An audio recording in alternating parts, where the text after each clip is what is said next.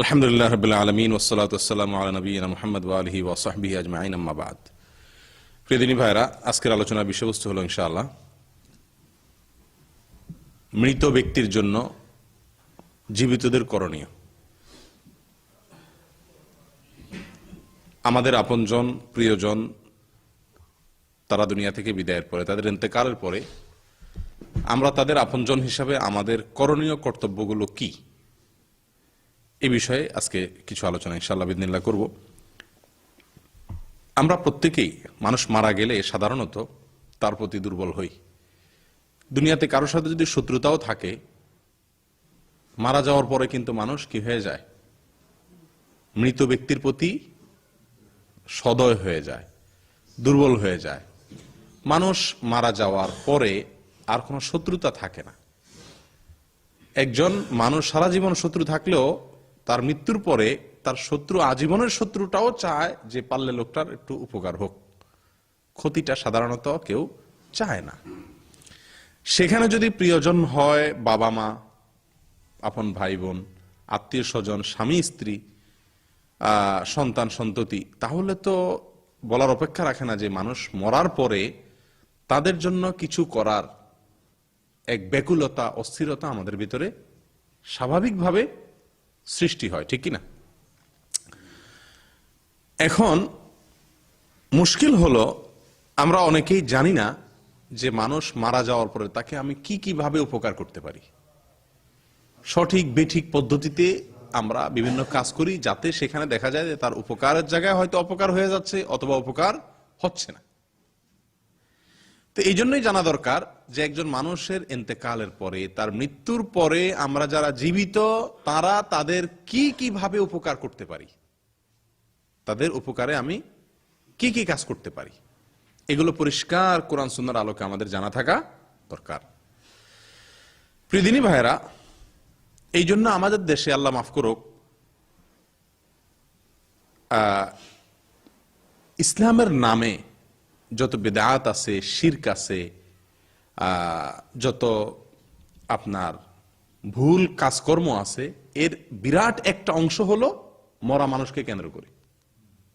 কারণ যারা কোরআন এবং সুন্নাহর নাম ভাঙায়া খাওয়ার মতো কিছু লোক হাতে গোনা আছে না সমাজে, এরা সাধারণত ওই মানুষ যখন মারা যায় তখন ওই মানুষের আত্মীয় স্বজন যারা জীবিত থাকে, মরা মানুষটা, তাদের অন্তরগুলা নরম থাকে, ওই সুযোগে তাদের কাছ থেকে তাদেরকে হাইকোর্ট, সুপ্রিম কোর্ট দেখায়া সুবিধা মতো কি করে, বিভিন্ন খাতে খাতে পয়সা আদায় করে, ঠিক না বেঠিক? তো এই জন্য আমাদের দেশে দেখবেন বিভিন্ন কবরস্থানের আশেপাশে বিভিন্ন আখড়া গড়ে উঠছে। কেন? কারণ মানুষ লাশ দাফন করতে আসলে, কবরস্থানে আসলে, আপনজনকে বিদায় দিতে আসলে, চিরবিদায়ের জন্য বিদায় দিতে আসলে, তখন মানুষের দিল নরম থাকে। এই উসিলা যারা সুবিধাবাদী তারা বিভিন্ন সুবিধা হাসিল করে নিয়ে যায়। এসব কেন হয়? কারণ মানুষ সঠিকটা অনেকেই জানেন না। প্রিয় দিনী ভাইরা, একজন মানুষ দুনিয়া থেকে মৃত্যুর পর তিনি অসহায় হয়ে যান সবচাইতে বেশি। তার মতো অসহায় আর কেউ থাকে না, সবচাইতে বেশি অসহায় হয়ে যায়। তার নিজের জন্য নিজের আর কোনো কিছু করার উপায়, সুযোগ থাকে না। আর আমরাও যারা জীবিত, মানুষের মরার পরে তার কোনো অবস্থা আমরা দেখতে পাই না। সে কি সুখে আছে না দুঃখে আছে, কষ্টে আছে না ভালো আছে, জান্নাতি না জাহান্নামী, আমরা কেউই জানি না। যার কারণে এক ধরনের পেরেশানি আমাদের ভিতরেও থাকে। পাশাপাশি দুনিয়াতে মানুষ বিপদে পড়লে কখন কি করতে হয় এটা আমরা মোটামুটি জানি, কিন্তু মারা যাওয়ার পরে তাকে কোনো বিপদে থাকলে তাকে উদ্ধার করার পদ্ধতি, যেহেতু সেই জগৎটা আলেমুল গায়েব, অদৃশ্যের জগৎ, এই জন্য ওই জগতের মানুষের উপকার করার মতো পদ্ধতি আমাদের জানা নাই, এটাই কি স্বাভাবিক। এই জন্য এই তাদের উপকার করার পথ এবং পদ্ধতি জানার একটি মাত্র উপায় কি? কোরআন এবং সুন্নাহ থেকে, যেখান থেকে আমরা আলেমুল গায়েব বা আপনার অদৃশ্য জগৎ, অদেখা জগতের বিভিন্ন তথ্য আমরা পেতে পারি, সেটা হলো কোরআন এবং হাদিস। তাহলে মৌলিকভাবে একটা কথা আমরা প্রথমেই মাথায় রেখে নেই, সেটা হলো যেই জগৎ সম্পর্কে আমরা কিছুই জানি না, আলমুল গায়েব বলা হয়, অদৃশ্যের জগৎ, কবর জগৎ, আলম আরওয়াহ, জান্নাত, জাহান্নাম, আখিরাত, এই জগতে কোনটা কল্যাণকর, কোনটা ক্ষতিকর, কোনটা ভালো হবে, কোনটা মন্দ হবে, এই বিষয়ে আমাকে ধারণা নিতে হবে কোত্থেকে? যিনি গায়েবের মালিক, সে আল্লাহ সুবহানাহু ওয়া তাআলার পক্ষ থেকে, বড়জোর তার রাসূল সাল্লাল্লাহু আলাইহি ওয়াসাল্লামের মাধ্যমে। ঠিক আছে তো? তাহলে ইনশাআল্লাহ আমরা বুঝতে সুবিধা হবে যে আমাদের প্রিয়জন, আপনজন, যাদের জন্য বিশেষ করে মা বাবা, তাদের প্রতি আমাদের স্বাভাবিকভাবে দুর্বলতাটা সবচাইতে বেশি। চাই যে আমার মৃত মা, মৃত বাবা না জানে কি হালে আছে। হ্যাঁ, ঘরে থাকলে আমি কত তাদের প্রতি কেয়ার করি, কত যত্ন নেই বৃদ্ধ মা বাবার প্রতি। গায়ে কম্বলটা দিয়ে দেই, ল্যাপটা দিয়ে দেই, গরম পানির ব্যবস্থা করে দেই, ভালো খাবার ব্যবস্থা করি, ওষুধটা টাইম মতো খাওয়া দেই, কত যত্ন নেই। কিন্তু আজ তিনি চলে গেছেন, তো আমি তার কোনো যত্ন নিতে পারছি না। না জানি তিনি কষ্টে আছেন না সুখে আছেন, আল্লাহ তাকে কিভাবে রাখছেন আমি জানি না।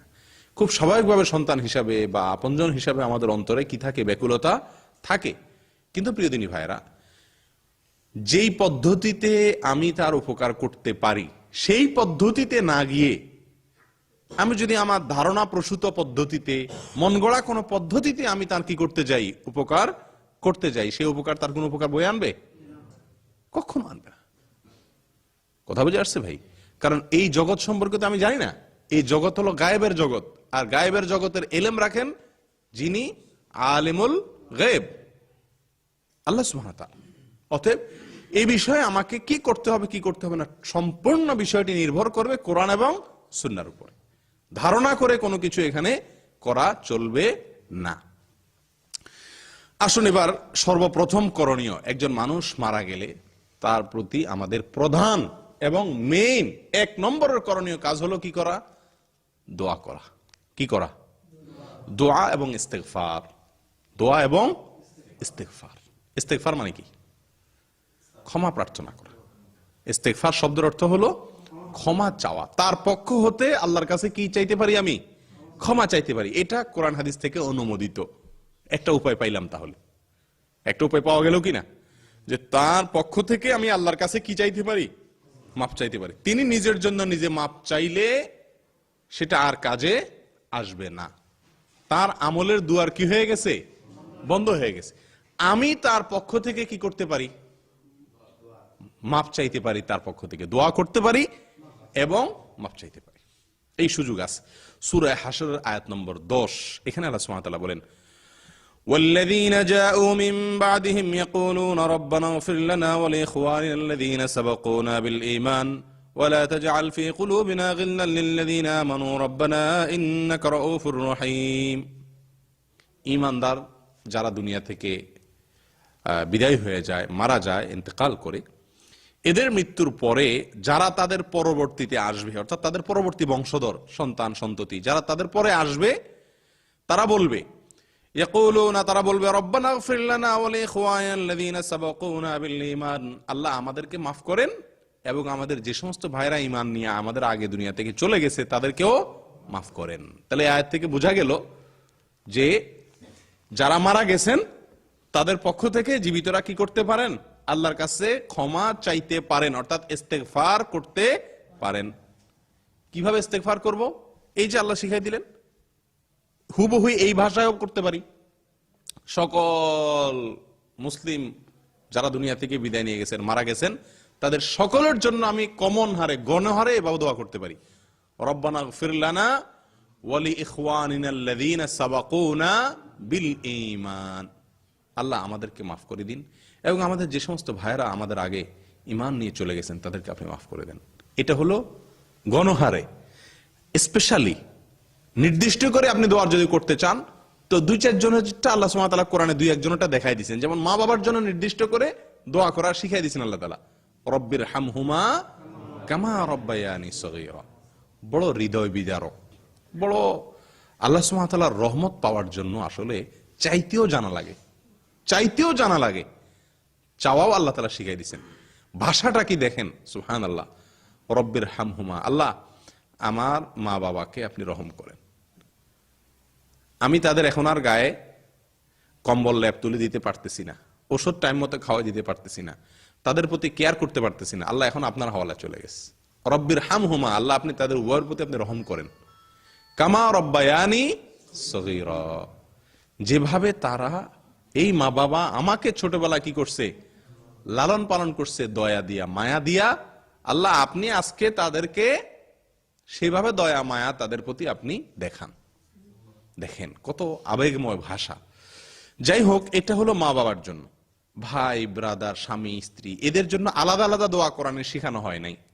তাদের জন্য আমরা কমন ভাবে দোয়া করতে পারি, আল্লাহ আমার ভাই মারা গেছেন, আল্লাহ আপনি তাকে মাফ করে দেন, তার সব ভুল ত্রুটিগুলো আপনি মাফ করে দেন, আল্লাহ আপনি ক্ষমাশীল, আপনি মাফ করলে কেউ জিজ্ঞেস করবে না কেন মাফ করছেন, আপনার অধিকার আছে, আপনার ক্ষমা আছে, ক্ষমা করার ক্ষমতা আছে, আল্লাহ আপনি কি করেন, মাফ করে দেন, আল্লাহ তার প্রতি আপনি দয়া করেন, অনুগ্রহ করেন আল্লাহ। এভাবে আমরা আমাদের যে কোনো আত্মীয় স্বজন মারা গেলে তাদের জন্য কি করতে পারি, দোয়া চাইতে পারি। এটা কমন, এটার জন্য নির্দিষ্ট কোনো বিশেষ দোয়া শেখানো নাই যে এভাবে করতে হবে। মা বাবারটা নির্দিষ্ট বলা আছে, কিন্তু সেটাও আপনি অন্য কোনো ভাষায় মনে চাইলেও করতে পারেন, হুবহু ওইটাই যে করতে হবে এমন কোনো জরুরি না। প্রিয়দিনী ভাইরা, আর কমন ভাবে যে কোনো মুসলিম নরনারী দুনিয়া থেকে বিদায় হয়ে গেছেন, মারা গেছেন, তাদের জন্য ওই যে গণহারে দোয়া, রব্বানা ইগফির লানা ওয়া লিইখওয়ানিনা আল্লাযীনা সাবাকুনা বিল ঈমান, আল্লাহ আমাদেরকে মাফ করেন, আমাদের যেসব ঈমানদার ভাইরা আগে চলে গেছে, আমাদের আগে চলে গেছেন, তাদেরকেও মাফ করে দেন। এটা হলো গণহারে দোয়া। তাহলে আমরা মুর্দাদের জন্য, মৃত মানুষের জন্য প্রথম এবং প্রধান করণীয় হলো কি করতে হবে, দোয়া করতে হবে, দোয়া করতে হবে। গণহারে দোয়া, মা বাবার জন্য স্পেশাল দোয়া, আর সাধারণ মানুষের জন্য বা ভাই ব্রাদার আপনজনের জন্য নিজ ভাষায় আল্লাহর কাছে তাদের পক্ষ হয়ে কি চাওয়া, মাপ চাওয়া। বিরাট বড় সুযোগ, বিরাট বড় সুযোগ ভাই। আল্লাহর পক্ষে, আল্লাহর দরবারে তার পক্ষে আপনি ওকালতি করতে পারতেছেন, বিশাল বড় সুযোগ। আমরা দুনিয়ার কোন আদালতে যদি আসামি হয়ে যায় কোনো আপনজন, কারোর মাধ্যমে যদি সুপারিশ করা যায়, এই রাস্তা আমরা খুঁজে বেড়াই না। আল্লাহর আদালতে, আল্লাহর কাঠগড়ায় আমার আপনজন হয়তো আসামি হয়ে আছে, নিশ্চয়ই অপরাধ অনেক করেছেন, মানুষ মাত্রই অপরাধী। তো এখন আল্লাহ তাআলা আমাকে অনুমতি দিয়ে দিয়েছেন, সুযোগ দিয়ে দিয়েছেন, আমি কি করতে পারি, তার পক্ষ হয়ে আল্লাহর কাছে মাপ চাইতে পারি। অতএব মাপ চাইতে হবে কি হবে না। কিন্তু আফসোসের বিষয় ভাইরা, আমাদের দেশে সকল দোয়াই প্রায় হয়ে গেছে ট্র্যাডিশনাল দোয়া। এর ভিতরে মুর্দা কেন্দ্রিক যে দোয়া, মানুষ মারা যাওয়ার পরে যে দোয়া, এটা আরো বেশি একেবারে আপনার সিস্টেমিক্যাল দোয়া হয়ে গেছে, ট্র্যাডিশনাল দোয়া হয়ে গেছে, সামাজিক দোয়া হয়ে গেছে। কি সেটা? এটার জন্য একজন হুজুর বা একজন মৌলবী, একজন মৌলানা, ইমাম সাহেবকে এনে এলাকা মানুষকে দাওয়াত দিয়ে তারপর আমরা কি করি, দোয়া করি না করাই। মানুষ মারা যাওয়ার পরে তার জন্য দোয়া করলে উপকার হয়, কিন্তু দোয়া করাইলে না। করা এক জিনিস আর করানো আরেক জিনিস, চাওয়া আরেক জিনিস। তিনটা জিনিস এখানে, দোয়া করা, দোয়া চাওয়া, দোয়া করানো, তিনটা জিনিস হলো। করা কোনটা? নিজে করা, নিজেরা করা।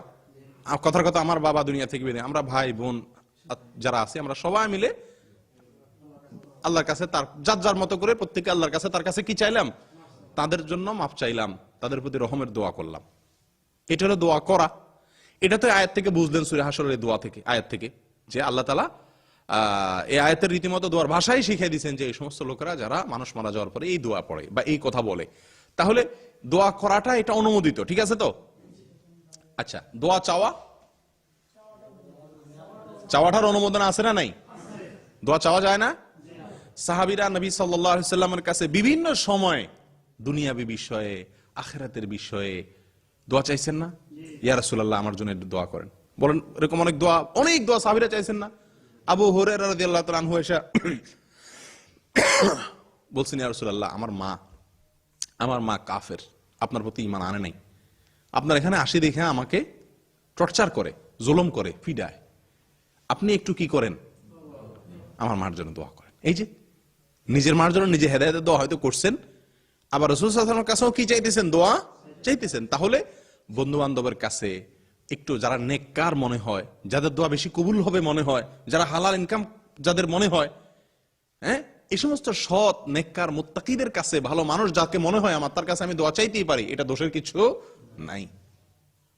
তাহলে দোয়া করা, দোয়া চাওয়া দুইটাই অনুমোদিত।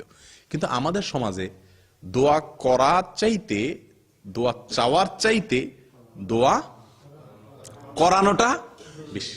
বিশেষ করে মানুষ মারা গেলে দোয়া করে মানুষ যা, তার চাইতে বেশি করায়। আচ্ছা, এবার বলেন করা আর করানোর ভিতরে পার্থক্য কি? বিজাপ্ত। করানো মানে পয়সা দিয়া, করানো মানে কি দিয়া? বলবেন কেমনে পয়সা দিয়া? 200-400 মানুষ দিয়ে আয়না যে দোয়া অনুষ্ঠান করে, সেখানে সবারই পয়সা দেয় নাকি? খাওয়ায়, জিলাপি দেয়। এখন আর জিলাপির দিন নাই, এখন হলো বাক্সর ভিতরে বিরিয়ানি দেয়, আর না হলে একটা মিষ্টি, একটা সিঙ্গাড়া, অনেক কিছু মিলে একটা বাক্স দেয়। যাই হোক, একটা কিছু দেয়। সেখানে যে সবাই এই বাক্সের জন্য যায় সেটা আমি বলবো না, অনেকেই বাক্সের জন্য যায়, কিন্তু অনেকে বাক্স ছাড়া যায়। কিন্তু আপনি এটা একটা সিস্টেমে পরিণত হয়ে গেছে যে আপনাদের সবাইরে আমি ভাড়ায় নিলাম, তো ডাইরেক্ট টাকা তো সবাই দেওয়া সম্ভব না, দিলেও খারাপ দেখা যায়, অন্তত আপনারা কি খান?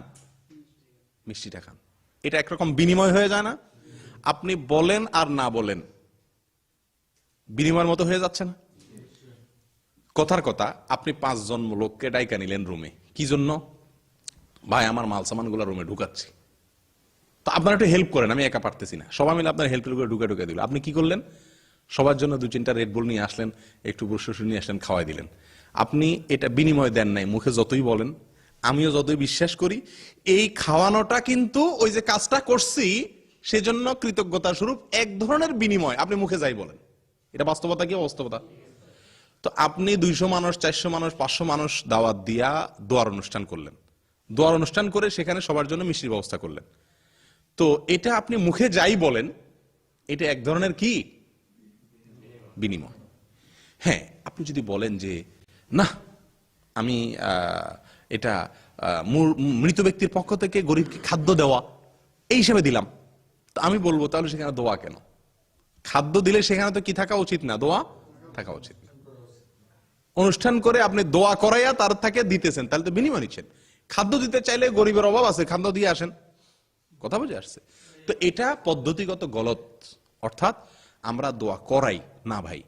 এটা একটা পয়েন্ট বললাম যে বিনিময় নিয়ে দোয়া, মৌলভী সাহেব বিনিময় তাকেও দেওয়া হয়, যারা আসে তাদেরকেও দেওয়া হয়। হয়তো মৌলভী সাহেবের ক্যাশও দেওয়া হয়, প্যাকেটও দেওয়া হয়, আর সাধারণ মানুষ হয়তো শুধু প্যাকেট দেওয়া হয়। পার্থক্য এতটুকু, কিন্তু দুইটাই কি দোয়া করানো। মৌলভী সাহেবের দিয়েও করানো হচ্ছে, পাবলিকের দিয়েও করানো হচ্ছে। ঠিক না ভাই? ঠিক। দোয়া ইবাদত। পয়সা দিয়া দোয়া করাইলে পয়সা দিয়ে ইবাদত কেনা যায়? এর কোন সুযোগ আছে? নাই। এটা একটা বিষয়। দ্বিতীয় বিষয় হলো, ভাই নবী সাল্লাল্লাহু আলাইহি সাল্লামের যুগে মানুষ মারা গেছেন না যান নাই? ওনার যুগে মানুষ মারা যান নাই? তারা কি করছে? ওই যে আগেই বলছি, মৃত ব্যক্তি চলে গেছে অদৃশ্য জগতে, যে জগৎ সম্পর্কে আমি কিছুই জানি না, আমার ধারণা নাই, আইডিয়া নাই, আমি যাই নাই সেখানে, সেই দেশে, সেই জগতে কি করলে উপকার হবে তার, সেটা তো একমাত্র যিনি অদৃশ্য জগতের মালিক, সে রব্বুল আলামিন জানেন, তার রাসূলকে তিনি জানাইছেন, আমাদের জানার কথা না। তাহলে আমরা দেখতে হবে যে নবী সাল্লাল্লাহু আলাইহি সাল্লামের যুগে মানুষ মারা গেলে তিনি কি করতেন। তিনিও কি সবাইরে ডাইকা নিয়ে এসে একসাথ করে দোয়ার অনুষ্ঠান করাইতেন? এরকম কোন বর্ণনা পাওয়া যায়? উত্তর হলো না। সহিহ তো দূরের কথা, কোন জয়ীফ, দুর্বল, এমনকি জাল, ভুয়া, মিথ্যা একটা হাদিসও পাওয়া যায় না যে কি নবী সাল্লাল্লাহু আলাইহি সাল্লামের যুগে কোন লোক মারা গেছেন আর উনি সবাইকে নিয়ে কোন এক জায়গায় একসাথ হইয়া সবাই মিলে তার জন্য কি করছেন? দোয়া করছেন। তার মানে কি তারা দোয়া করেন নাই? তার মানে কি তারা দোয়া করেন না মুর্দার জন্য? বহু হাদিস থেকে প্রমাণ হয়। ব্যক্তিগত দোয়া, ওই যে করছেন, করার নাই। দোয়া করছেন, চাইছেন, কিন্তু কি করেন নাই? কেউ দোয়া করার নাই। করানো হলো পয়সা দিয়া। পয়সা করানোর জন্য বাজেট লাগে, চাইতে বাজেট লাগে না, করতেও বাজেট লাগে না। কথা ঠিক না ঠিক? দোয়া করতে পয়সা খরচ হয়, চাইতে চাইতে কোনো খরচ হয়? আপনি আমার কাছে, আমি আপনার কাছে চাইলাম, কোনো পয়সা দেওয়া লাগে? মিষ্টি খাওয়ানো লাগে? কিছু লাগে? জিলাপি দেওয়া লাগে? কিছু লাগে না। কিন্তু দোয়া করাইতে কি লাগে? বাজেট লাগে। বাজেট ছাড়া কোনো দোয়া করানি হয়? আমার মার জন্য দোয়া করাবো, বাবার জন্য দোয়া করাবো, সেখানে আপনি মিষ্টি দেন, জিলাপি দেন, 1 কেজি দেন, আধা কেজি দেন, 10 টাকা বাজেট ছাড়া কোনো দোয়া করানি হয়? তাহলে এবার পয়সা দিয়া করানো হয়। আর নবী সাল্লাল্লাহু আলাইহি ওয়াসাল্লামের যুগে 1 নম্বর করানো কথা হলো এই ইবাদতের জন্য পয়সা দিয়া ইবাদত করানোর কোনো সিস্টেম ইসলামে নাই। দ্বিতীয়ত কথা হলো নবী সাল্লাল্লাহু আলাইহি ওয়াসাল্লামের যুগে উনি কখনো কোনো মানুষের জন্য, উনি বা ওনার কোনো সাহাবী দোয়া করানো, অর্থাৎ পয়সা খরচ করে বা একত্রিত হয়ে সবাই মিলে বসে একসাথে মুর্দার জন্য দোয়া করা, এটা নবী সাল্লাল্লাহু আলাইহি ওয়াসাল্লাম থেকে কিনা সাবিত বা প্রমাণিত নয়। কথা পরিষ্কার? অথচ আমরা দোয়া মুর্দার জন্য করা বলতে হচ্ছে একটা কাজ মেইন, যেটা মুর্দার জন্য আমি করতে পারি সেই কাজটাও করি বেঠিক পদ্ধতিতে করাই। আল্লাহ আমাদেরকে বোঝার তৌফিক দান করেন। প্রিয়দিনী ভাইরা, তাহলে দোয়া আমরা মুর্দার জন্য করব এবং বড় জোর চাইব, কিন্তু দোয়া করাবো না। মনে থাকবে তো ইনশাআল্লাহ? আমাদের দেশে কয়জন মানুষ এমন আছেন যে তার মরার পরে দোয়া করানো হয় না? ইল্লা মাশাআল্লাহ, খুব কম না? খুবই কম, খুবই কম। এবং এটা এরকম এক সিস্টেমে পরিণত হয়েছে, আপনি যদি নাও চান অনেক সময় বাধ্য হয়েও মানুষ করায়, না করাইলে সমাজ তাকে নানান কথা বলে। কিন্তু যে ইমানদার, যে আমলদার, যে কোরআন সুন্নাহ বুঝে, তার উচিত সমাজ কি বলল সেদিকে লক্ষ্য না করা। প্রিয়দিনী ভাইরা, আমি অদৃশ্য জগৎ সম্পর্কে কোনো ধারণা রাখি না। অদৃশ্য জগতে আমার লোকটি চলে গেছেন, আমার আপনজন প্রিয়জনটি চলে গেছেন, সেই জগতে কি করলে তার উপকার হবে সেটা সেই জগতের মালিক যেভাবে জানাইছেন সেভাবে করব। তিনি দোয়া করতে বলেছেন, আমি দোয়া করব। দোয়া চাওয়ার নজির আছে, দোয়া চাইবো। দোয়া করানো কোনো নজির নাই, অতএব দোয়া করাবো না। মনে থাকবো তো ইনশাআল্লাহ? আমরা অনেকেই একটা কথা বলি ভাই, যে আমরা গুনাহগার মানুষ, আমাদের দোয়া কি কবুল হবে? তাহলে দোয়া চান। আপনার যদি মনে হয় যে আপনার দোয়া কবুল হবে না, তাহলে দোয়া চান। এটা একটা বিষয়। আরেকটা বিষয় হলো, আপনার দোয়া কবুল হবে না, আপনি এটা কেন বলছে? আপনি যত খারাপ হন, আপনি কি ইবলিসের চাইতে খারাপ হয়ে গেছেন? আমার কথা বুঝতে পারছেন? মানুষ যত খারাপ হোক, ইবলিসের চাইতে কি খারাপ হওয়া সম্ভব? তাহলে সেই ইবলিসে আল্লাহর কাছে কি করছে? দোয়া করছে। আর আল্লাহ সে দোয়া কবুলও করছেন। আল্লাহর কাছে দোয়া করেন নাই ইবলিস? যখন আল্লাহ জান্নাত থেকে বের করে দিয়েছে, বলছে না, আনজিরনি ইলা ইয়াউমি ইউবআসুন, আল্লাহ কিয়ামত পর্যন্ত আমারে সুযোগ দেন, হায়াত দেন। আল্লাহ বলছেন ফাইন্নাকা মিনাল মুনজারিন, যাও, দেওয়া হলো। আল্লাহ কবুলও করছেন। তাও কোন সময়? আল্লাহর রাগের সময়। আল্লাহর কথা ডাইরেক্ট অমান্য করছে, জান্নাতে বের করে দিয়েছে, ওই সময় পর্যন্ত শয়তান দোয়া করছে, আর শয়তানের দোয়া কবুল হয়ে গেছে। আপনি তো শয়তান না রে ভাই, মানুষ আল্লাহর রহমতে, তা আপনার দোয়া কেন কবুল হবে না? এটা একটা ভুল ধারণা আমাদের দেশের মানুষের। এক। দ্বিতীয়ত হলো যে আপনি নেককারদের কাছে দোয়া চান, সমস্যা নাই, কিন্তু দোয়া করাবেন না। মুর্দাকে কেন্দ্র করে কোন ধরনের অনুষ্ঠান, বৈঠক করে দোয়া করা একত্রিত ভাবে, একটা দোয়া আছে মুর্দাকে কেন্দ্র করে সবাই মিলে দোয়া করার, সবাই মিলে একসাথে হয়ে মুর্দার জন্য দোয়া করার একটা অনুষ্ঠান শরীয়ত কর্তৃক অনুমোদন আছে। কোনটা? জানাজা। আপনি মুর্দার লাশকে বিদায় দিচ্ছেন যখন, তখন তো সমাজের মানুষকে নিয়ে জানাজা মানে কি? সালাতুল জানাজা মানেই হলো দোয়া। এখানে দাঁড়ায় দাঁড়ায় আপনি কি পড়েন? মুর্দার জন্য দোয়া। তো দোয়া করে তো আপনি বিদায় দিচ্ছেন, এরপর আবার কিসের দোয়া দলবদ্ধভাবে? মুর্দাকে বিদায় দেওয়ার দলবদ্ধ দোয়া একটাই, সেটা হলো জানাজা। এরপরে আর দলবদ্ধভাবে একত্রিত হয়ে বন্ধু বান্ধবকে ডাকে কুলখানির নামে বিভিন্ন নাম দিয়া বেনাম দিয়া কোন দোয়ার অনুষ্ঠান শরীয়তে নাই। অতএব মুর্দাকে উপকার করতে চাইলে ওই জানাজা সহি পদ্ধতিতে পড়েন সবাইকে নিয়ে, এরপরে ব্যক্তিগত যার যার মতো দোয়া করেন অথবা দোয়া চান, দোয়ার কোনো অনুষ্ঠান করবেন না। পরিষ্কার? আল্লাহ তাআলা আমাদেরকে তৌফিক দান করেন। প্রিয়দিনী ভাইরা, আরেকটা বিষয় হলো, আচ্ছা, আল্লাহ সুবহানাহু ওয়া তাআলা ইন্নাল্লাহা লা ইয়াকবালু দুআ কলবিন লাহিন, যে অন্তর উদাসীন, দোয়াতে মনোযোগ নাই, দোয়া করতেছে ঠিক কিন্তু দোয়ার দিকে কিনা মনোযোগ নাই, ওই অন্তরের দোয়া আল্লাহ তাআলা কি করেন না? কবুল করেন না। আল্লাহ তাআলা কি ভাষা দেখেন না অন্তর দেখেন? ইন্নাল্লাহা লা ইয়ানজুরু ইলা সুওয়ারিকুম, হ্যাঁ, আল্লাহ তাআলা তোমাদের সূরত দেখেন না, বাহির দেখেন না, ওয়ালাকিন ইয়ানজুরু ইলা কুলুবিকুম ওয়া আমালিকুম, আল্লাহ দেখেন অন্তর আর আমল। আচ্ছা, আপনার বাবা, আপনার মা, আপনার স্ত্রী, আপনার ভাই মারা গেছেন, আপনি তাদের জন্য যেভাবে দোয়া করবেন, আপনার অন্তর থেকে তাদের জন্য যে ব্যথা নিয়ে আল্লাহর কাছে ফরিয়াদটা করবেন। ভাই, চাওয়ার বেশ কম আছে না? সব চাওয়াই কি মানুষের পকেট থেকে পয়সা বাইর হয়? কি বলেন? কিছু কিছু চাওয়া আছে না একেবারে অন্তরে আঘাত করে, আছে না এরকম কিছু চাওয়া? অবহেলা করে করে চাওয়া, এরকম চাওয়াও চাওয়া, আর অন্তরের গভীর থেকে চাওয়াটাও কি চাওয়া। আল্লাহ সুবহানাহু ওয়া তাআলার কাছে আপনি আপনার আত্মীয়ের জন্য, আপনজনের জন্য দোয়া করলে যত অন্তরের গভীর থেকে, যতটা আন্তরিকতা নিয়ে আল্লাহর কাছে চাইবেন, মৌলভী সাহেব বলেন, ইমাম সাহেব বলেন, অথবা যে সাহেবই বলেন, উনি অতটা আন্তরিকতা তার হবে কোনোদিন? কোনোদিনই সম্ভব না। তাহলে আপনি যে তার দিয়ে দোয়া করাইতেছেন, দোয়া করাইতে ফায়দা হবে না। তার চাইতে বেশি ফায়দা হবে আপনি আল্লাহর কাছে কি করেন? হাত তোলেন। আমাদের দেশের সাধারণ মানুষদের ভিতরে একটা বড় সমস্যা হলো যে আমরা আল্লাহর কাছে হাত তুলতে জানি না, হাত তোলার অভ্যাস নাই। বুঝে আসছে কথা? আর আল্লাহ মাফ করুক, বেশিরভাগ ওলামায়ে কেরাম এই কথাগুলো বললেও মানুষ শুনে না। কিছু কিছু মানুষ আছে যারা আলেমদের বেশ ধরছে, এরা এগুলা ব্যবসা বানায় নিস, এরা দোয়া করে খায়। এটা একটা বহুত বড় একটা ইনকাম সোর্স। আউট ইনকামের একটা বড় রাস্তা হলো দোয়া। বিশেষ করে বিভিন্ন কবরস্থানগুলোতে বিভিন্ন আজেবাজে লোক আলেমদের বা মৌলবীদের বেশ ধারণ করছে, এদেরকে দেখবেন যে দোয়া বিছে খায়। বুঝে আসছে কথা?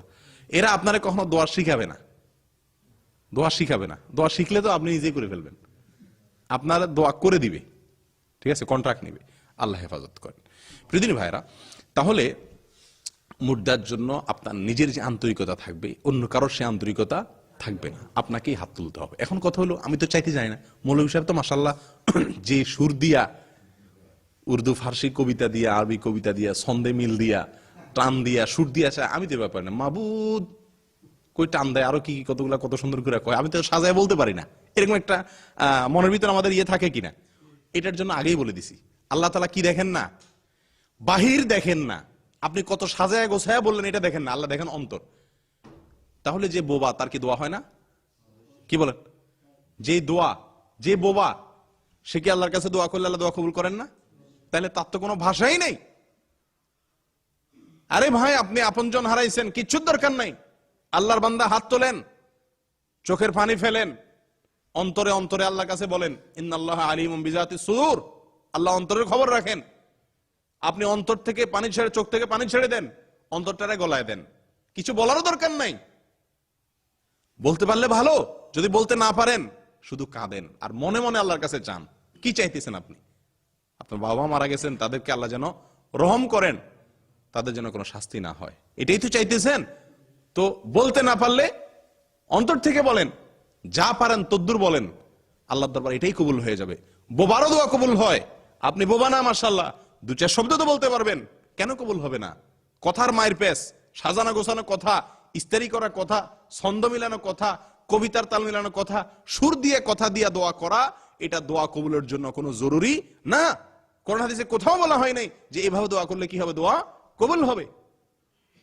বরং দোয়া কবুলের জন্য যে আন্তরিকতা দরকার, অন্তরের গভীর থেকে দোয়া করা দরকার, এটা আপনার প্রিয়জনের জন্য আপনার আসবে, অন্য আরেকজনের আসবে না। ঠিক না? ঠিক। প্রিয়দিনী ভাইরা, তাহলে আসুন, এক নম্বর যে করণীয় মুর্দার জন্য দোয়া করা, দোয়া চাওয়া, এই দুটি সুন্নাত দ্বারা সাবেত, কোরআন দ্বারা সাবেত।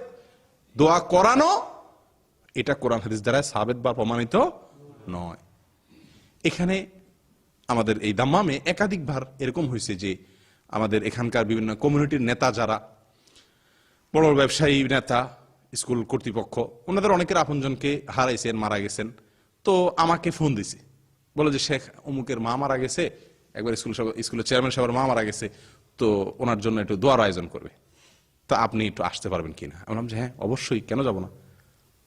তো দোয়ার আয়োজন করবেন, অনুষ্ঠান আমি যেভাবে চালাবো সেভাবে, বলে যে আপনি যা করেন। তো যায় সেখানে শুধুমাত্র আলোচনা করে মুর্দার জন্য কি করা উচিত, কি করা উচিত নয় সেগুলা বলে চলে আসছে। কোনো দোয়া হয়নি। বলছে দোয়া যার যার বাসায় যায় করবেন। আলহামদুলিল্লাহ, শিক্ষিত মানুষ সবাই বুঝে গেছে। কিন্তু আমাদের দেশে যে বললাম না, সিস্টেম হয়ে গেছে যে একেবারে ভিক্ষা করে খায়, গরিব মানুষ, রিকশাওয়ালা, তারও যদি বাপ মা হারায়, তারেও সমাজ মাফ করে না। এত বড় জালেম সমাজ আমাদের। বাপের জন্য দোয়া করাও, মার জন্য দোয়া করা, আমাকে সবারই মিষ্টি খাওয়াও। কত বড় জুলুমের কথা।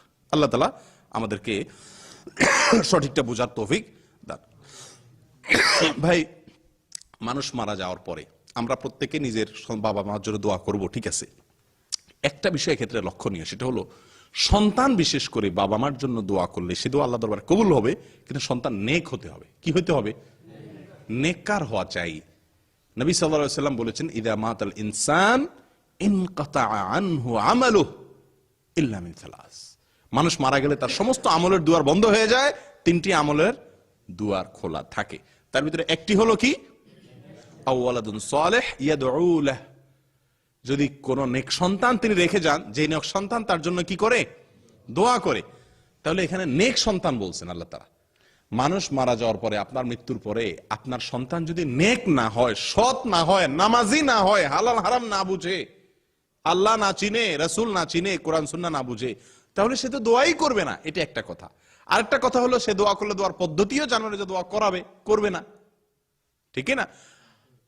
আর আরেকটা, এই হাদিস থেকে আরেকটা কথাও বোঝা যেতে পারে, সেটা হলো যে নেক সন্তান না হলে তার দোয়া আপনার উপকারে আসবে না। আপনার উপকারে আসবে যদি আপনি কোন নেক সন্তান রেখে যান, যে নেক সন্তান আপনার জন্য কি করে? দোয়া করে। তাহলে জীবিত থাকতে আমাদের উচিত নেক সন্তান রেখে যাওয়া। আল্লাহ তৌফিক দান করেন। পৃথিবী ভাইরা, দোয়া মানুষের জন্য উপকারে আসে। এই বিষয়ে সুনানে ইবনে মাজার একটা হাদিস আসছে। নবী সাল্লাল্লাহু আলাইহি ওয়াসাল্লাম ইরশাদ করেছেন যে এক লোক জান্নাতে তার মর্তবা বৃদ্ধি করা হয়েছে হঠাৎ করে, এরকম হবে।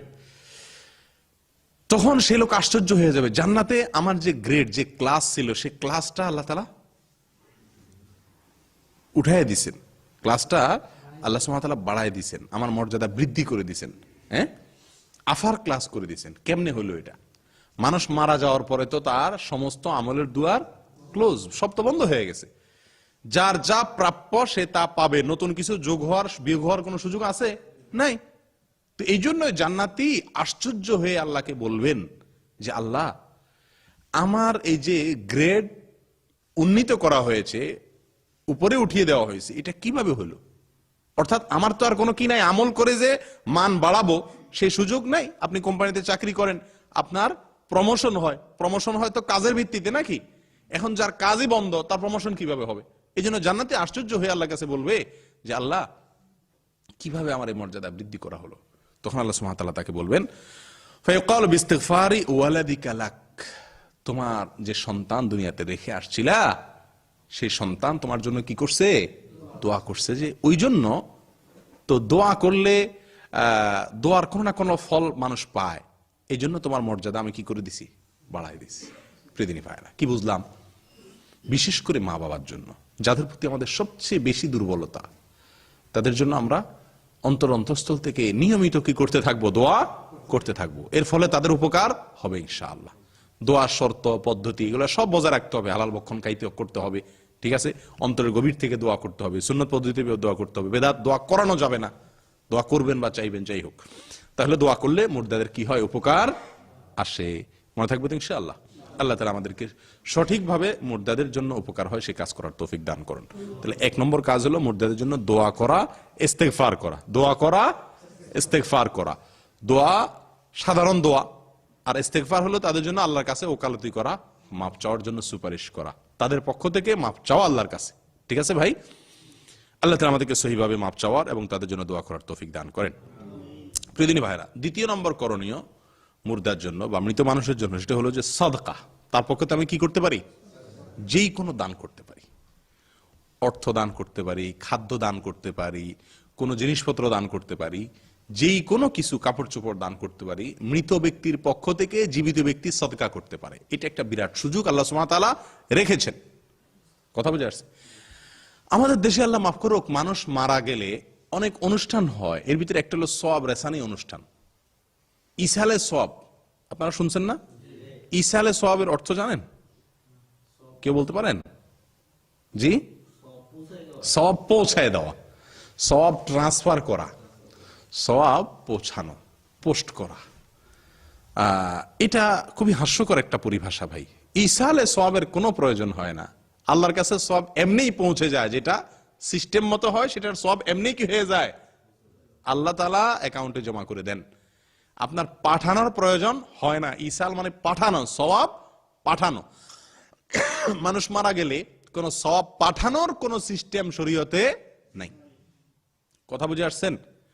অথচ আমাদের দেশে অনুষ্ঠানই হয় মানুষ মারা গেলে, নামই হলো কি ইসালে সওয়াব মাহফিল, ইসালে সওয়াব অনুষ্ঠান, সওয়াব রেসানের অনুষ্ঠান। না ভাই, যে যে আমলগুলো মুর্দার জন্য উপকারে আসবে করলে সেগুলো যদি আমি করি, অটোমেটিক স্বয়ংক্রিয়ভাবে আল্লাহর কাছে এটা কি হয়ে যাবে, পৌঁছাইতে হবে। আরে ভাই, আজকালকার ডিজিটাল যুগে সবকিছু পৌঁছাইতে হয় না, অনেক বেশিরভাগ জিনিসই কি অটোমেটিক চলে যায়, পৌঁছে যায়। ঠিক না ভাই? ঠিক। আপনি একটা রাস্তায় স্পিড আপনার মুখালাফা খাইছেন, আপনার যে জরিমানা আসবে, আপনি 120-এর উপর গাড়ি চালাইছেন, কি বলেন, এটা কি আপনার বাসায় নিয়ে পৌঁছা দিয়ে আসতে হবে? এ তো চলে আসে সরাসরি ক্যামেরা থেকে, কম্পিউটার থেকে ডাইরেক্ট চলে আসে না? তো আল্লাহ সুবহানাহু ওয়া তাআলার সৃষ্টি, এগুলো তো মানুষের সৃষ্টি। আল্লাহর সিস্টেম তো এর চেয়ে কত গুণ উন্নত, তার সাথে কল্পনাই করা যায় না। আল্লাহর কাছে সওয়াব পাঠানোর জন্য একজন পোস্ট মাস্টার লাগে, যে সেই যদি টাকা পাঠাই দেয়, এরকম একজন মৌলবী সাহেব আনলেন, উনি আবার ওটারে কি করলেন, একেবারে খামটামের ভিতরে ভইরা ওই সওয়াবটা আল্লাহর কাছে পাঠাই দিলেন। এগুলো সব হাস্যকর। কোন সওয়াব রেসানে বা ইসালে সওয়াব করা, ইসালে সওয়াব কথাটাই রং, সোজা কথা। সওয়াব পৌঁছানোর কোনো প্রয়োজন নাই। সওয়াব পাওয়ার মতো কাজ, মুর্দার জন্য সওয়াব পাওয়ার মতো কাজ যদি আপনি করেন সঠিক পদ্ধতিতে, এটা অটোমেটিক মুর্দার অ্যাকাউন্টে কি হয়ে যায়, জমা হয়ে যায়। পৌঁছানোর কোনো সিস্টেম নাই। কোন সাহাবী কখনো নবী সাল্লাল্লাহু আলাইহি ওয়াসাল্লামের কাছে এসে বলেন নাই, ইয়া রাসূলুল্লাহ, আমার মা মারা গেছেন, এই আমলটা করছি, আপনি একটু সওয়াবটা পাঠিয়ে দেন। এরকম কোনো সিস্টেম নাই। আল্লাহ মাফ করুক, আসলে কিছু লোক আছে তাদের ইনকামের বিভিন্ন সোর্স এরা বাইর করছে এগুলো দিয়ে, যে সওয়াব পাঠাই দিলাম, এখান থেকে কিছু পয়সা পাইলাম, বিভিন্ন নামে বেনামে বিভিন্ন মানে কামায়ের বিভিন্ন অপশন হয়তো খুলে রাখছে, অথবা না বুঝার কারণে মানুষ করছে। আল্লাহ তাআলা হেফাজত করেন। তাহলে মুর্দার পক্ষ থেকে আমরা কি করতে পারি, দান করতে পারি। আয়েশা রাদিয়াল্লাহু তাআলা থেকে একটা হাদিস সহিহ বুখারীতে আসছে, নবী সাল্লাল্লাহু আলাইহি ওয়াসাল্লাম থেকে তিনি বলেন যে এক ব্যক্তি আয়েশা বলছেন নবী সাল্লাল্লাহু আলাইহি ওয়াসাল্লামকে, ইন্না উম্মতি উফতুলিতাত নাফসুহা ওয়া আযুন্নুহা লাউ তাকাল্লামাত তাসাদ্দাকাত ফাহাল লাহা আজরুন ইন তাসাদ্দাকতু আনহা। এক ব্যক্তি এসে বলে, ইয়া রাসূলুল্লাহ, আমার মা মারা গেছেন, আমার ধারণা যে উনি যদি সুযোগ পাইতেন কথাবার্তা বলার, তাহলে কিছু সদকা করতেন, দান করতেন, কিন্তু সে সুযোগ পান না, উনি মারা গেছেন। এখন আমি যদি তার পক্ষ থেকে দান করি, তাহলে কি তার কোনো উপকারে আসবে কি না? নবী সাল্লাল্লাহু আলাইহি ওয়াসাল্লাম বলেছেন, নাম, তুমি তোমার মৃত মায়ের পক্ষ থেকে দান করলে এটা তার কি আসবে, উপকারে আসবে। একইভাবে একই বিষয়ে বহু হাদিস আছে, আমি শুধু আর একটা বা দুইটা হাদিস উল্লেখ করব। আব্দুল্লাহ ইবনে আব্বাস রাদিয়াল্লাহু তাআলা আনহুমা থেকে বর্ণিত, এটিও বুখারীতে আসছে। তিনি বলেন যে সাদ ইবনে উবাদা রাদিয়াল্লাহু তাআলা আনহুম যখন ইন্তেকাল করলেন, তার মা সাদ ইবনে উবাদা রাদিয়াল্লাহু তাআলা আনহুর মা যখন ইন্তেকাল করলেন এবং যখন মারা গেছেন, তখন সাদ ইবনে উবাদা রাদিয়াল্লাহু তাআলা আনহু কি ছিলেন না, কাছে ছিলেন না। তখন তিনি ওনার মার মৃত্যুর পরে আয়েশা বলছেন রাসূলুল্লাহ সাল্লাল্লাহু আলাইহি ওয়াসাল্লামকে, ইয়া রাসূলুল্লাহ, ইন্না উম্মি তুফিয়াত ওয়া আনা গায়বুন আনহা, আমার মা মারা গেছেন, আমি কাছে ছিলাম না, দূর দেশে ছিলাম, দূরে ছিলাম, মায়ের কাছে থাকতে পারি নাই। আয়ানফাউহা শাইউন ইন তাসাদ্দাকতু বিহি আনহা, ইয়া রাসূলুল্লাহ, যদি আমি আমার মায়ের পক্ষ থেকে কিছু সদকা করি, দান করি, কোনো কিছু, শাইউন এই সেই নগদ টাকা যে কোনো কিছু আমি দান করি, তাহলে এটা কি আমার মায়ের কোনো উপকারে আসবে? তখন নবী সাল্লাল্লাহু আলাইহি ওয়াসাল্লাম বলেন, ক্বালা নাআম, বলেন হ্যাঁ, তার এটা কি আসবে, উপকারে আসবে। ক্বালা ফাইন্নী উশহিদুকা ইন হাইতি আল মিখরাফ সাদাকাতুন আলাইহা। তিনি তখন বলেন, ইয়া রাসূলুল্লাহ, আপনি সাক্ষী থাকুন, আমার অমুক বাগান, একটা মাজরা, 200 400 500 রিয়াল, পয়সা, দিরহাম, দিনার না, একটা বাগান, ইয়া রাসূলুল্লাহ, অমুক বাগান, সেটা প্রচুর ফল হতো, এটা আমার মায়ের পক্ষ থেকে আমি কি করলাম, দান করে দিলাম। সহিহ বুখারীর হাদিস। তাহলে বোঝা গেল মৃত ব্যক্তির পক্ষ থেকে কি করা যায়, দান। আর দানটা ওপেন, যে কোনো কিছু, খাদ্য দান করতে পারেন, জামা কাপড় দান করতে পারেন, পয়সা দিতে পারেন, কোনো জিনিস কিনে দিতে পারেন, ঘরবাড়ি, মৃত ব্যক্তির পক্ষ থেকে যেই কোনো সদকা বা দান আপনি করতে পারেন।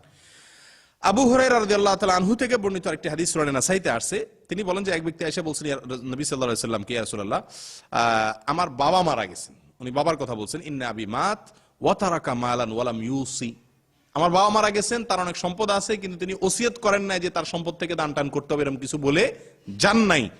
ফাহাল ইউকাফিরু আনহু ইন আতাসাদ্দাকু আনহু ক্বালা নাম, ইয়া রাসূলুল্লাহ, আমি যদি তার পক্ষ থেকে সদকা করে দিই, দান করে দেই, তাহলে এটা তার পক্ষ থেকে যথেষ্ট হবে কি না? নবী সাল্লাল্লাহু আলাইহি ওয়াসাল্লাম বললেন নাম, হ্যাঁ, এটা তার পক্ষ থেকে হবে, গণ্য হবে, তিনি এটা পাবেন। যাই হোক, একই বিষয়ে আরেকটি হাদিস বলার মতো নাসাইয়ের, সেটি হলো সাদ ইবনে উবাদা রাদিয়াল্লাহু তাআলা আনহু বলছেন নবী সাল্লাল্লাহু আলাইহি ওয়াসাল্লামকে, ইয়া রাসূলুল্লাহ, আমার মা মারা গেছেন, আমি তার জন্য সদকা করতে পারবো কিনা? রাসূলুল্লাহ সাল্লাল্লাহু আলাইহি ওয়াসাল্লাম বলছেন হ্যাঁ করতে পারো। তিনি তখন জিজ্ঞেস করেন, ইয়া রাসূলুল্লাহ, তাহলে কোন সদকাটা করলে বেশি উত্তম হবে? মায়ের জন্য কোন সদকা করলে বেশি উত্তম হবে? নবী সাল্লাল্লাহু আলাইহি ওয়াসাল্লাম বললেন সাকিউল মা, মানুষকে পানি পান করানো। কি করানো? পানি পান করানো। এই জিনিসটা আমাদের দেশে একেবারেই নাই। কি বলেন? মানুষকে পানি পান করানো। পানি পান করানো বলতে আমাদের দেশে তো বোতলজাত পানি, মানে গরিব মানুষরা খাবে, এটা এই সিস্টেম নাই আমাদের দেশে। তাহলে অন্তত টিউবওয়েল করে দিতে পারি আমরা, কিন্তু এটারও প্রথা সিস্টেম খুব একটা নাই। আমরা অনেক ভালো কাজ হয়তো করি আলহামদুলিল্লাহ, কিন্তু এই যে পানি দান করা বা পানি পান করানো মানুষকে, এই একটা আমল, এটার ব্যাপারে খুব বেশি মানে আমাদের দেশে আমলটা কি না, প্রচলিত না। অথচ মুর্দার জন্য নবী সাল্লাল্লাহু আলাইহি ওয়াসাল্লাম এটাই পরামর্শ দিয়েছেন সাদ ইবনে উবাদা রাদিয়াল্লাহু তাআলা আনহুকে। তাহলে এই কয়েকটা হাদিস থেকে যেটা বুঝতে পারলাম, সংক্ষিপ্ত সার হলো, মৃত ব্যক্তির পক্ষ থেকে আমরা দান করতে পারি, এতে মৃত ব্যক্তির জন্য উপকার আসবে, এই সওয়াব তিনি পাবেন। আরেকটা রাস্তা পেলাম, তাহলে দোয়া, ইস্তেগফার, দোয়া করব, ক্ষমা চাইব, এবং তাদের জন্য আমরা কি করব? দান করব। দুটা কাজ পাইলাম। এখন দানের বিষয়ে বললাম যে ওপেন, যে কোনো কিছু আপনি কি করতে পারেন? দান করতে পারেন। এক্ষেত্রে আমাদের সমাজের মুশকিল হলো, আমরা মুর্দার জন্য দান বলতে একটা সিস্টেমিক্যাল দান করি, সেটা কি? খাদ্য দান, খানা দেওয়া। মুর্দার জন্য একটা দান করি, সেটা হলো কি? খাবার দেওয়া। এছাড়া অন্য কোনো দান আমরা বুঝি না। আর এই খাবার দেওয়াটার পদ্ধতি এবং সিস্টেমের ভিতরে এত পরিমাণ গলত যে এটা মুর্দার জন্য কোনো উপকার বয়ে আনবে সে আশা করা দুরূহ, কঠিন। দেখুন, মানুষ মারা গেলে আমাদের দেশে খাবারের বিভিন্ন অনুষ্ঠান করা হয়, 3 দিনা, 7 দিনা, 40, এই অনুষ্ঠানগুলো করা হয় কি হয় না? শরীয়ত আপনাকে যে কোনো কাজের অনুমতি দিয়ে রাখছে, দিন ক্ষণ নির্দিষ্ট করে দেয় নাই। এরকম যদি হয়, তাহলে পৃথিবীর কারোর জন্য অধিকার নাই সেটাকে নির্দিষ্ট দিন বা ক্ষণ দিয়া নির্ধারিত করা। কথা ঠিক না ঠিক? আপনাকে শরীয়ত বলছে তুমি এই কাজটা করো, দিনে কয়বার করবা, কোন দিনে করবা, কোনো কিছু বলে নাই। তাহলে এটা ওপেন আপনার জন্য, আপনি দিনে করেন, রাতে করেন, 10 দিন পরে করেন, ডেইলি করেন, প্রতিদিন করেন, 1 মাস পরে করেন, 1 বছর পরে করেন, এটা আপনার ইচ্ছা। যদি আপনি এটাকে নির্দিষ্ট ফিক্স করে নেন, এটা হলো বেদাত, মন গড়া। কথা বুঝে আসছে?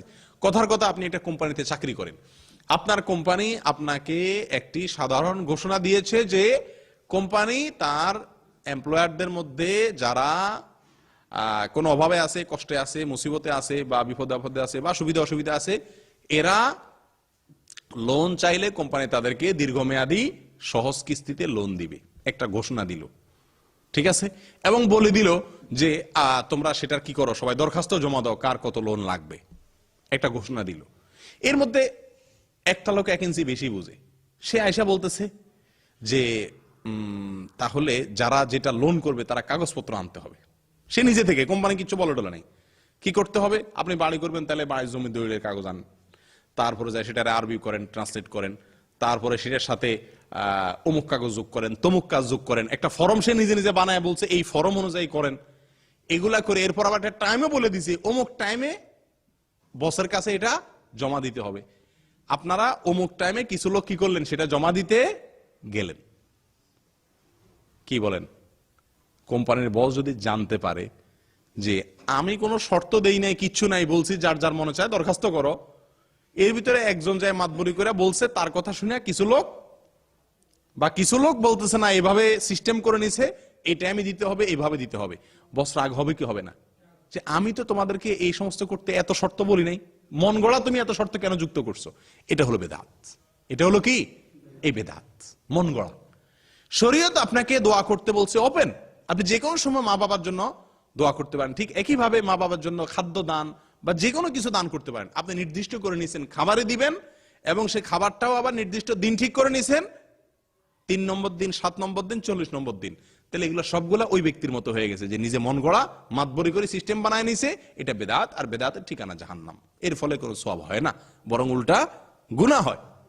প্রিয়দিনী ভাইরা, তাহলে মুর্দার জন্য যে খাবারের আয়োজন করা হয়, প্রথম কথা হলো নির্দিষ্ট দিনক্ষণ করে কোনো খাবার আয়োজন করার অনুমতি শরীয়তে নাই।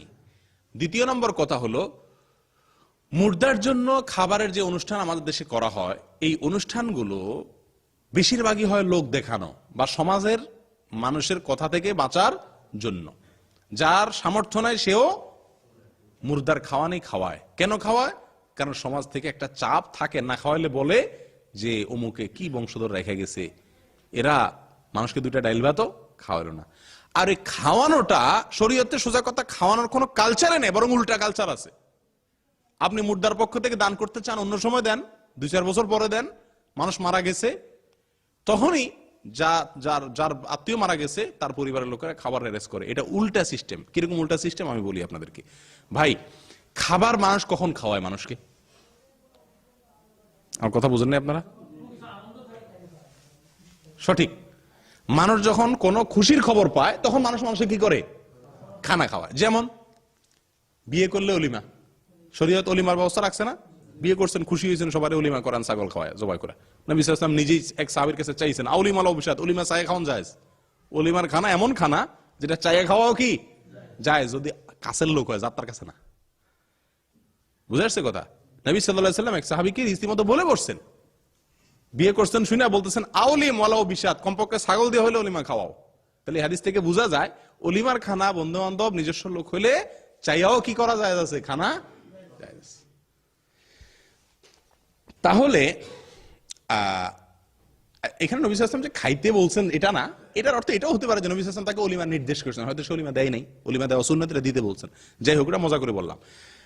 যেটা বলতে চাচ্ছি যে বিয়ে করলে মানুষ খুশি হয় সেজন্য খাওয়ায় অলিমা।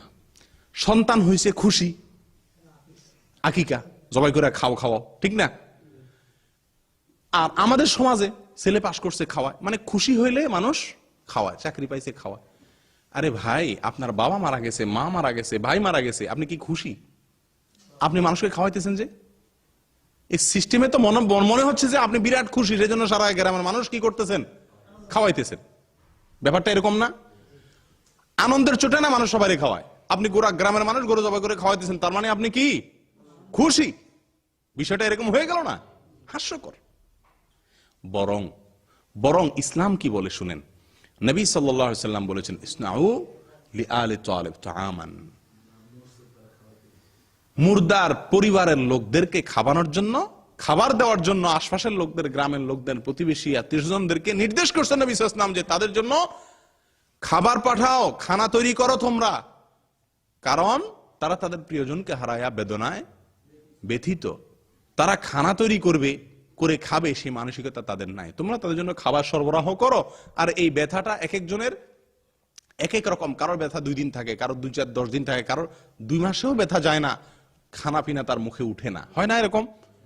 তো তাদেরকে বরং অন্য সবাই কি করা উচিত? খাবার দেওয়া উচিত, যতদিন পর্যন্ত তারা স্বাভাবিক হইতে না পারে। আর আমরা কি করি? ময়রা সাইরা 2 দিন 3 দিনের দিনই মাশাআল্লাহ খানার অনুষ্ঠান, উল্টা তার কাছ থেকে সবাই মিলা খায় তো খায়। কিরকম খানা খায়? মুর্দার খাবার অনুষ্ঠান নায়ুরি আসে। নায়ুরি বুঝেন আপনারা? না, নায়ুরি মানে কি? আপনারা তো বাংলা ভাষা ভালো করে জানেন না দেখা যায়।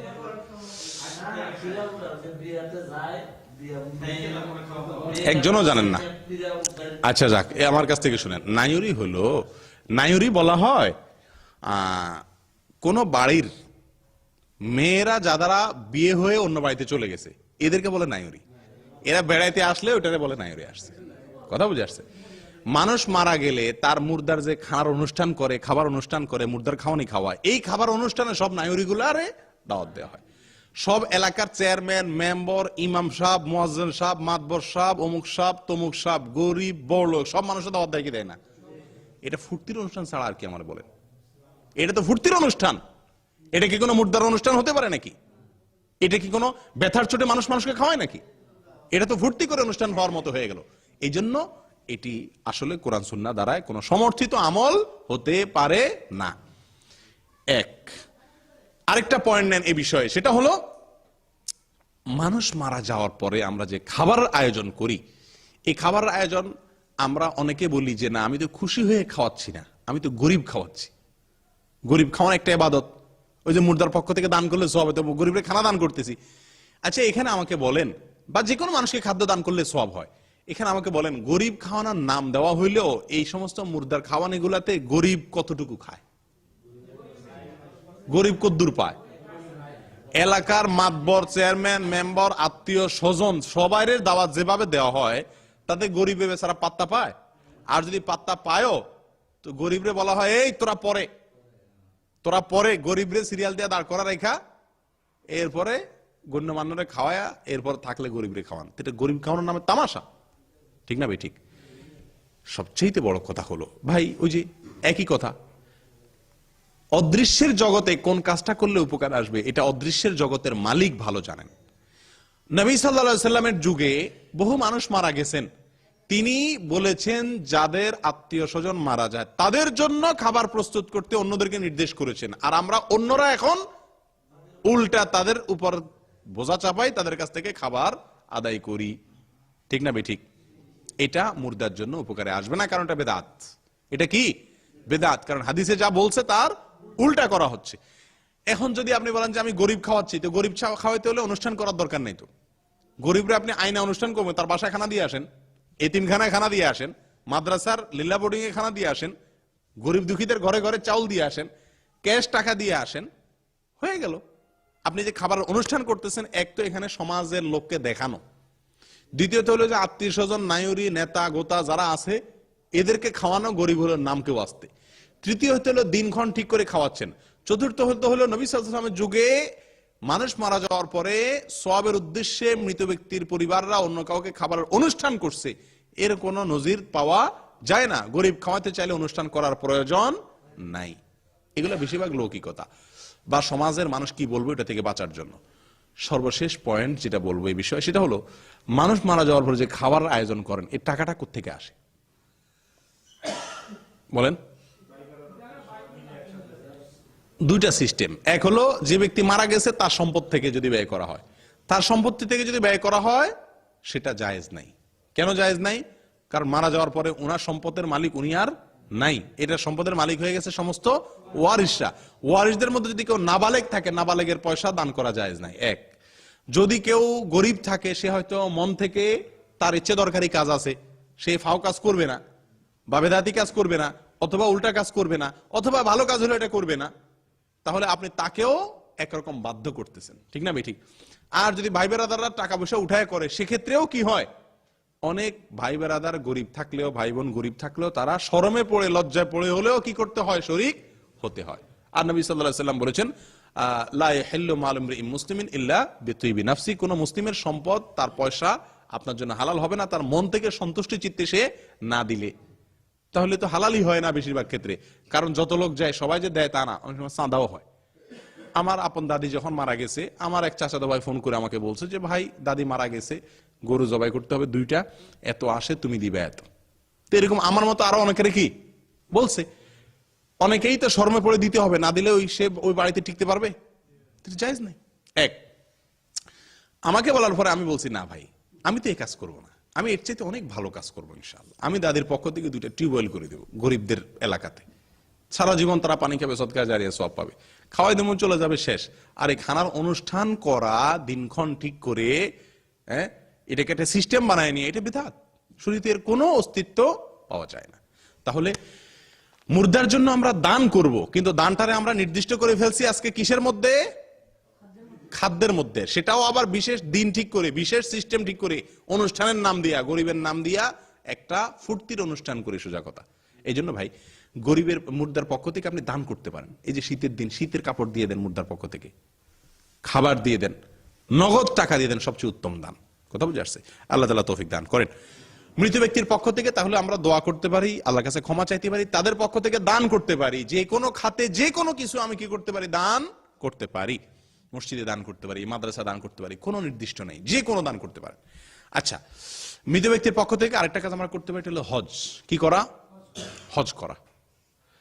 নবী সাল্লাল্লাহু আলাইহি ওয়াসাল্লামের কাছে একাধিক ব্যক্তি জিজ্ঞাসা করছেন, ইয়া রাসূলুল্লাহ, আমার মা মারা গেছেন, আমার বাবা মারা গেছেন, হজ করেন নাই তিনি, উমরা করতে পারেন নাই তিনি, হজ করতে পারেন নাই তিনি, আমি তার পক্ষ থেকে হজ করবো কিনা? আফা হাজ্জু আনহা আফা আহুজ্জু আনহু, ইয়া রাসূলুল্লাহ আমি কি তার পক্ষ থেকে হজ করতে পারি কিনা?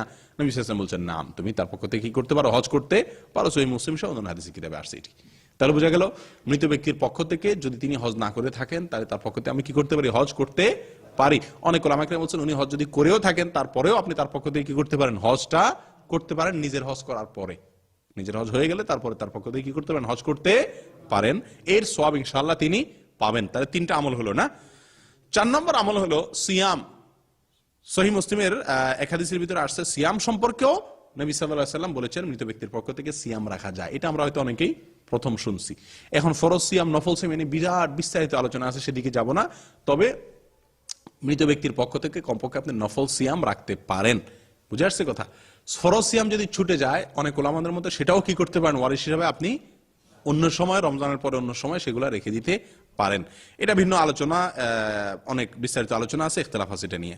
বাকি কয়েকটা জিনিস পেয়ে গেলাম তাহলে। দোয়া করা, ইস্তেগফার করা, সদকা করা, তাদের পক্ষ থেকে দান করা, তাদের পক্ষ থেকে হজ করা, রোজা রাখা। নাম্বার 6, তাদের পক্ষ থেকে কোরবানি করা যায়। মৃত ব্যক্তির পক্ষ থেকে কি করা যায়, কোরবানি করা যায়।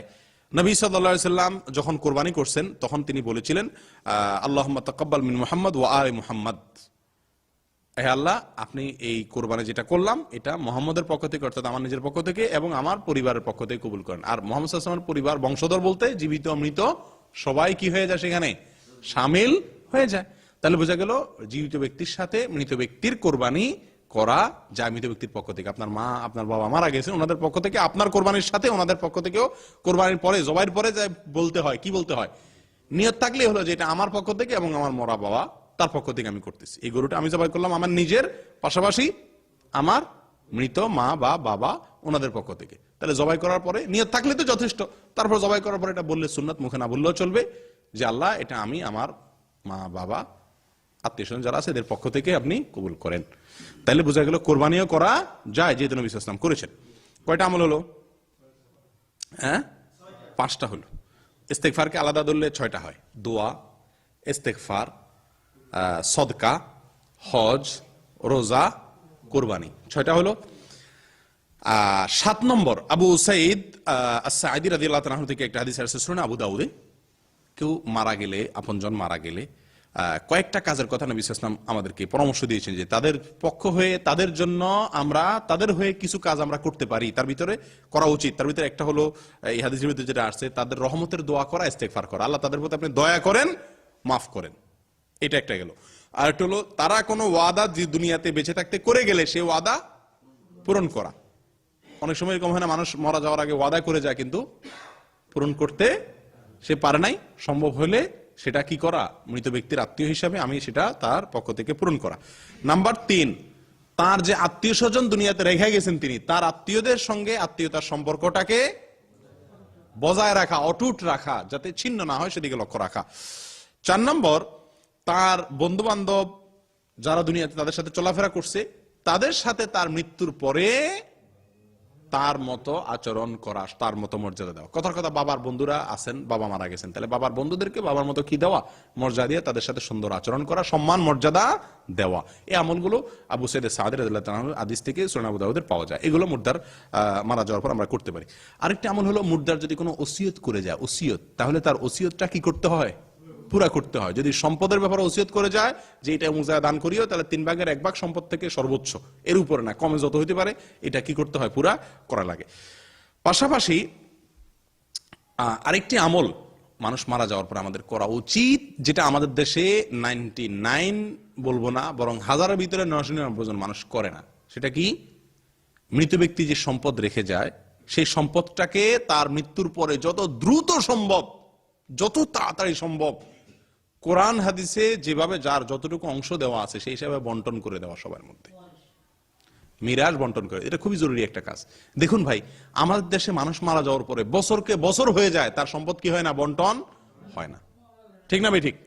এই বন্টন না হওয়ার কারণে কি হয়, যাদের গায়ের জোর আছে তারা দখল করে নেয়, দুর্বলরা আর পরে পায় না। আর যদি আপনি বন্টন করতে চান, তখন সমাজ কি বলবে, হাই রে, লোকটা মইরা সারে নাই, তার ছেলেমেয়েরা সম্পদ নিয়ে কামড়া কামড়ি বাগবটরা শুরু করে দিস। আমাদের দেশে সমস্যা হলো, আপনি কোনো ভালো কাজ করতে গেলে সেটা নিয়ে বহু কথা উঠে, কিন্তু মন্দ কাজ করেন সেটা নেই, কিছু নাই। এই সম্পদ নিয়ে পরে ভাইয়ে ভাইয়ে মারামারি করেন 2-4 বছর পরে, কেউ কিছু বলবে না। কিন্তু সম্পদ তার মৃত্যুর পরে সঠিক পদ্ধতিতে ভাগ বন্টন করেন, সমাজের মানুষ বহুত কথা বলবে, বলুক সমাজের মানুষ। আপনার উচিত হবে অনতিবিলম্বে তার মিরাজ পরিত্যক্ত সম্পত্তি যে যতটুকু পায় দিয়ে দেওয়া।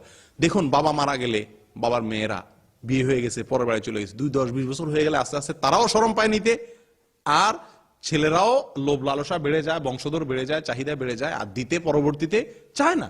এই জন্য মানুষ মারা যাওয়ার পরে উচিত তার সম্পত্তিটা খুব দ্রুত ভাগযোগ করে যার যারটা তাকে দিয়ে দেওয়া। এটা আমার দেশে হয় না। আল্লাহ তাআলা রহম করেন এবং এটা আমাদের করার তৌফিক দান করেন। মুর্দাকে কেন্দ্র করে কোরআন খতম করা, কি করি আমরা? মুর্দারে কেন্দ্র করে ওই যে দোয়া করি তো না, দোয়া করাই, সদকা তো করি না, খানা দেওয়ার নামে একটা নির্দিষ্ট সিস্টেম করে বেদাত করি। দেখেন, যাও করি, উল্টা পাল্টা করি। এরপরে আসেন এখানে আপনি আপনার দোয়ার নাম দিয়া খতম করায়, কি করায়? কোরআন খতম করায়। এই কথাটা শুনতেই তো খারাপ শোনা যায় ভাই, কোরআন খতম করে ফেলা, লা হাওলা ওয়ালা কুওয়াতা ইল্লা বিল্লাহ, এটা কোনো কথা হলো? খতম করা মানে কি করা? এটা তো খারাপ অর্থে ব্যবহার হয় সাধারণত। খতম করার অর্থ যদিও শেষ করা, তা আমাদের সমাজে খতম করা মানে তো শেষ করা। যদিও কোরআন খতম করা বলতে কে কোরআনকে ধ্বংস করা বুঝায় না, এটা মজা করে বললাম। যাই হোক, তো কোরআন খতম করা মানুষ মারা যাওয়ার পরে, এটির কোন নির্দেশ কোরআন সুন্নায় আমাদেরকে দেওয়া হয় না। আপনারা যে কয়েকটা কথা শুনলেন, এর ভিতরে কোরআন খতম করা শুনছেন? নবী সাল্লাল্লাহু আলাইহি ওয়াসাল্লাম কখনো বলছেন বা কোন সাহাবী করছেন যে মানুষ মারা যাওয়ার পর কোরআন খতম করতে হবে? মানুষ মারা গেলে এটা সবচেয়ে গুরুত্বের সাথে যে কয়েকটা কাজ করা, তার ভিতরে এটা একটা। সবাই ভাগযোগ করেন, এক পারা করেন, নিজেরা করতে না পারলে হুজুর ভাড়া করে আনে, আর বন্ধু বান্ধব ভাড়া করে নেয়, আত্মীয় স্বজনরা ভাগযোগ করে নেয়, 2-4 পারা করে খতম করে, খতম করে দোয়া করা। মনে করে যে কোরআন খতম করে দোয়া করলে দোয়া কবুল হবে, এটা মন গড়া। মানুষ মারা গেলে কোরআন খতম করতে হবে, এই জিনিসটি মন গড়া। এর কোন ধারণা আমাদেরকে কোরআন সুন্নাহ দেয় নাই।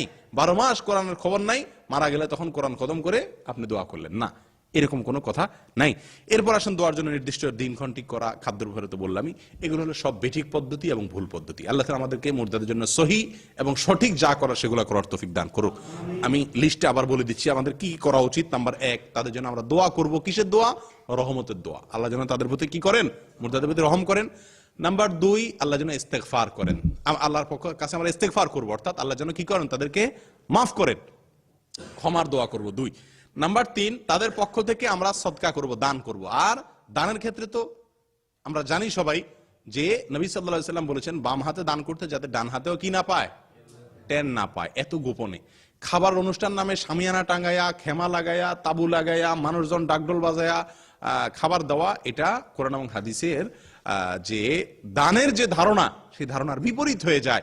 আর তাছাড়া মুর্দার পরিবারকে খাওয়ানোর কথা বলা হয়েছে, তাদের কাছ থেকে খাওয়ানোটা উল্টা হয়। আর তাছাড়া দিনক্ষণ ঠিক করে খাওয়া, এটা বিদআত হয়ে যায়। তাছাড়া গরিবকে খাওয়ানোর নাম দিয়া এটা একটা ফুর্তির অনুষ্ঠান হয়ে যায়। সব মিলিয়ে এটা আমরা করব না। গরিবের জন্য এই মুর্দার পক্ষ থেকে আমরা দান করব, সে দানটা ওপেন, যে কোনো কিছু দান করতে পারি। তার ভিতরে খাদ্য দান করতে পারি, কিন্তু খাদ্য দানের সঠিক নিয়ম হলো কোনো দিন ঠিক না করে, নির্দিষ্ট তারিখ ঠিক না করে, যখন মনে চায় কোনো গরিবের কাছে খানা পৌঁছে দেওয়া, এবং সেটা ডাকডোল বাজায়া না করা। 3 নম্বর গেল। 4 নম্বর হলো তার পক্ষ থেকে আমি হজ করতে পারি। 5 নম্বর হলো তার পক্ষ থেকে আমি রোজা রাখতে পারি। 6 নম্বর হলো তার পক্ষ থেকে আমি কোরবানি করতে পারি, মৃত ব্যক্তির পক্ষ থেকে আমি কি করতে পারি? কোরবানি করতে পারি। 7 নম্বর হলো মৃত ব্যক্তির পক্ষ থেকে সে কোনো ওয়াদা করলে সেটা পুরা করব। 8 নম্বর হলো মৃত ব্যক্তি কোনো আত্মীয় স্বজন রেখে থাকলে তাদের সাথে সম্পর্ক অটুট রাখার চেষ্টা করব। 9 নম্বর হলো মৃত ব্যক্তি জীবদ্দশায় যাদের সাথে চলাফেরা করতে বন্ধু বান্ধব, তাদেরকে সম্মান করব, মর্যাদা দেব। 10 নম্বর হলো মৃত ব্যক্তি কোনো ওসিয়ত করে গেলে সে ওসিয়তটা পুরা করব। 11 নম্বর হলো মৃত ব্যক্তির সম্পত্তি রেখে গেলে সেগুলাকে সুষ্ঠু কোরআন এবং সুন্নাহর আলোকে সুষ্ঠুভাবে যত দ্রুত সম্ভব বন্টন করে দিব। কয়টা কাজ হলো? 11টা কাজ। কোন আল্লাহর বান্দাকে বলতে পারবেন 11টা? সবগুলা বলা সম্ভব হবে না, কিন্তু রেকর্ড থাকবে ইনশাআল্লাহ বিদিনিল্লাহ। পরবর্তীতে আপনারা দেখে নেবেন। আল্লাহ তাআলা আমাদেরকে সঠিকভাবে মুর্দার জন্য যা যা করা দরকার সেগুলো করার তৌফিক দান করেন। আর বিদআত এবং উল্টাপাল্টা যেগুলো আমাদের সমাজে প্রচলিত আছে সেগুলোকে প্রত্যাখ্যান করা, বর্জন করার তৌফিক আল্লাহ তাআলা, সৎসাহস আল্লাহ তাআলা আমাদের সকলকে তৌফিক নসিব করেন। জাযাকুমুল্লাহ ওয়া আখিরু দাওয়ানা আনিল হামদুলিল্লাহি রাব্বিল আলামিন।